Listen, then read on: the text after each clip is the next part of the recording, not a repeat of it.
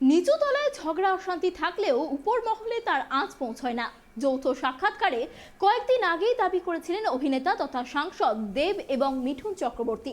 কিন্তু রাজনৈতিকভাবে বিপরীত মেরুর বাসিন্দা দুই শিল্পীর ছবি প্রজাপতি জায়গা পেল না বাঙালির ঐতিহ্যের নন্দনে।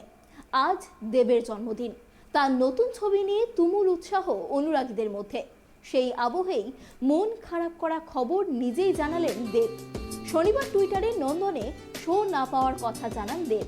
ছোট্ট টুইটে তিনি লেখেন, এইবার তোমাকে মিস করব নন্দন, কোনো সমস্যা নেই, পরের বার ফের দেখা হবে। অভিনয়ের পাশাপাশি রাজনীতির সঙ্গে যুক্ত দেব এবং মিঠুন দুই শিল্পী। রাজ্যের শাসক দল তৃণমূলের সাংসদ দেব এককালে তৃণমূলে থাকলেও এখন ফুল পাল্টে বিজেপিতে মিঠুন। তবে পরিপন্থী রাজনৈতিক অবস্থান তাদের শৈল্পিক কাজের ক্ষেত্রে বাধা হয়ে দাঁড়ায়নি। তাই পঞ্চায়েত নির্বাচনের আগে রাজ্যের রাজনীতির পারদ যখন চরমে, সেই সময় একসঙ্গে অভিনীত ছবি প্রজাপতি মুক্তি পেয়েছে রাজ্যে। এখনো পর্যন্ত সব জায়গা থেকেই ছবি নিয়ে ভালো সাড়া মিলেছে।